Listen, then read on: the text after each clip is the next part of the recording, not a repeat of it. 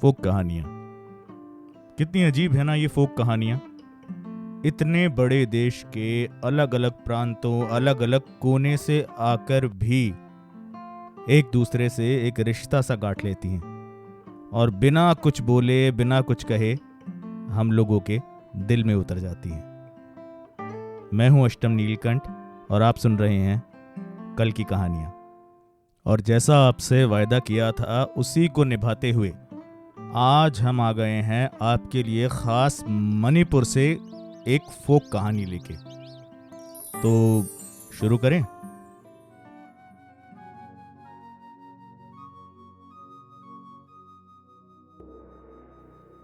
तो भाई एक बार की बात है, भगवान सोरारेन। अब भाई भगवान सोरारेन कौन है? तो मणिपुरी माइथोलॉजी और फोक स्टोरीज के हिसाब से भगवान सोरारेन वो भगवान हैं जिन्होंने ये पूरी सृष्टि की संरचना की, उसे बनाया, यानी कि सबसे बड़े भगवान। तो भगवान सोरारेन जो कि आकाश के भगवान हैं, वो स्वर्ग से अपनी बनाई हुई दुनिया को देख रहे थे और खुश हो रहे थे। वो देख रहे थे कि किस तरीके से रेंगने वाले, उड़ने वाले, चलने वाले हर तरह के जीव आपस में राजी खुशी से रह रहे हैं। ना तो उस समय की दुनिया में मृत्यु जैसी कोई चीज थी और ना ही बीमारी जैसी कोई तकलीफ। तो यूं ही अपनी बनाई दुनिया को देखते हुए सोरारेन के मन में एक विचार आया कि भाई ये भगवानों और जीवों के बीच में कोई अंतर तो होना चाहिए।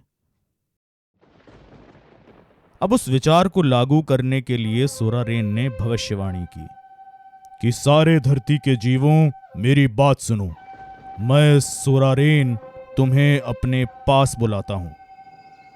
तो ऐसे में भाई कोई जीव अपना घोंसला बना रहा था, कोई तालाब में नहा रहा था और कोई जंगल में यूं ही गा रहा था। मतलब सब अपना अपना काम कर रहे थे और सब कामों को बीच में छोड़ के सब के सब जीव पहुंच गए सोरारेन के पास और एक ही साथ उन्होंने आवाज लगाई कि हम आ गए हैं भगवान, आप आज्ञा दें। और वहीं पर सोरारेन के सामने नतमस्तक हो गए, झुक गए। कुछ जीव तो पहले से ही झुके हुए थे, जैसे कि केंचुए और सांप। मतलब यह है कि सभी जीवों ने किसी ना किसी तरीके से सोरारेन को इज्जत दिखाई। खैर, तो जब सब जीव आ गए तो सोरारेन ने कहा कि मैं तुम सबको आज से एक उम्र देना चाहता हूं।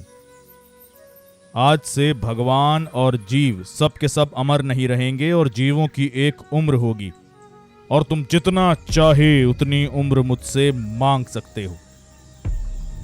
तो ये सुनते ही सारे जीव घबरा गए। उन्हें लगा ये उम्र क्या चीज है, अब ये नई क्या चीज आ रही है एकदम से दुनिया में।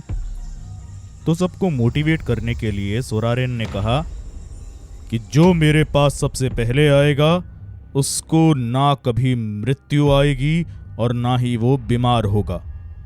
तो ये सोच के कौवा और सांप दोनों सबसे पहले सोरारेन के पास चले गए। और मणिपुरी माइथोलॉजी के हिसाब से कौवा और सांप कभी अपनी मौत नहीं मरते। उनको मार दिया जाए तो बात अलग है।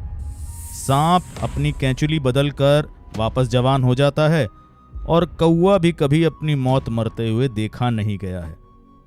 खैर, तो शुरुआत हुई। सभी जानवर एक पंक्ति में, यानी कि एक लाइन में लग गए और एक एक करके सोरारेन के पास आने लगे। तो भाई सांप और कौवे के बाद आया बंदर। तो सोरारेन ने कहा, मांगो, कितनी उम्र मांगते हो? तो बंदर बोला, भगवान आप हमें 100 वर्ष की आयु बख्श दें। तो सोरारेन ने कहा, ऐसा ही होगा। अब उसके बाद हाथी आया। हाथी ने भी कहा कि भगवान आप भी हमको 100 साल की उम्र बख्श दें। तो सोरारेन ने कहा, ऐसा ही होगा। फिर उसके बाद गिलहरी आई, कुत्ता आया, बहुत दुनिया जहान के कीड़े मकोड़े आए और लगभग सभी जीव एक एक करके अपनी मनचाही उम्र पा गए। पर एक जीव था जो इस पूरी लाइन में सबसे पीछे रह गया। सबसे आलसी, सबसे निखट्टू और हर जगह देर से पहुंचने वाला जीव इंसान सबसे आखिर में पहुंचा सोरारेन के पास।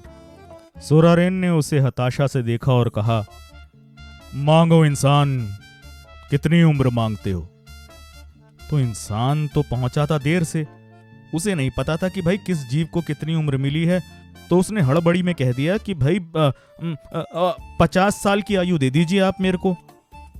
और सोरारेन बोले, ऐसा ही होगा, क्योंकि मेरे पास इतनी ही उम्र बची थी।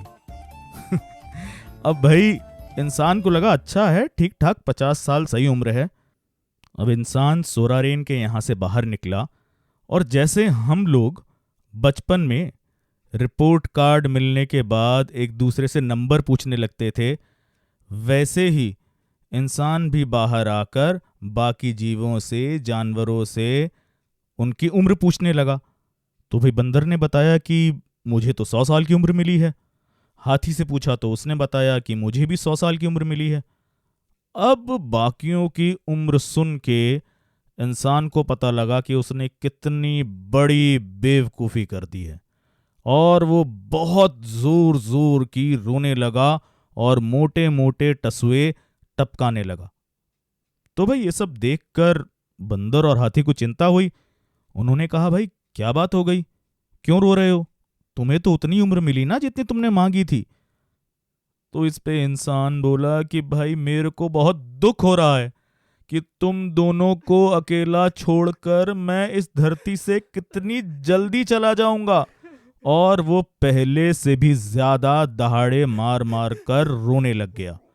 अब जब बंदर ने और हाथी ने इंसान की हालत देखी तो उनसे देखा नहीं गया। उन्होंने आपस में मशवरा किया कि भाई क्या किया जाए, क्योंकि जिस तरीके से इंसान दिख रहा था, आंखों से आंसू, नाक बह रही है, लाट टपक रही है, देखा भी नहीं जा रहा था। तो उन्होंने इंसान को कहा कि भाई देख, ऐसा करते हैं कि 25-25 साल तू हम दोनों की उम्र ले ले, इससे तेरी उम्र 100 साल हो जाएगी और हमारी 75-75 रह जाएगी। तो भाई तीनों में यही फैसला हुआ, और तीनों वापस सोरारेन के पास पहुंचे और उन्होंने पूरा का पूरा किस्सा सुनाया और ये फरियाद की कि भाई हमारी 25-25 साल की उम्र जो है वो इंसान को ही दे दो। अब सोरारेन तो जानता था कि इंसान ने क्या चालाकी की है यहां पे, मगर गुहार भी तो सुननी थी। तो सोरारेन ने कहा, ठीक है, ऐसा ही होगा, मगर इंसान, ताकि तुझे यह एहसास रहे कि उम्र के आखिरी 50 साल तुझे बंदर और हाथी से मिले हैं, 50 साल की उम्र के बाद तेरे चेहरे पे बंदर की तरह झुर्रियां निकल आएंगी, और 75 साल की उम्र के बाद तेरी कमर हाथी की ही तरह झुक जाएगी। तो तभी से इंसान की उम्र जब 50 पार करती है, उसके चेहरे पे झुर्रियां आने लग जाती हैं, जैसे बंदर के चेहरे पे होती हैं, और 75 साल की उम्र के बाद कमर थोड़ी झुक जाती है। तो भाई कैसी लगी कहानी? मजा तो आया होगा सुन के, है कि नहीं? अगली बार कोई बंदर या हाथी दिखे तो उसे थैंक यू बोल देना, भाई उन्होंने उम्र दी है अपनी हम लोगों को, ठीक है ना? तो भाई इस कहानी के लिए हम दिल से शुक्रिया कहना चाहेंगे एल सोमी रॉय को, जिन्होंने लिखी किताब and that is why Manipuri myths retold, और इसी कारण से हम ये कहानी आप तक लेके आ पाए। Thank you L Somi Roy ji. तो ये थी आज की कहानी। कहानियों का मजा लीजिए। आप सुन रहे थे कल की कहानियां, और मैं हूं अष्टम नीलकंठ।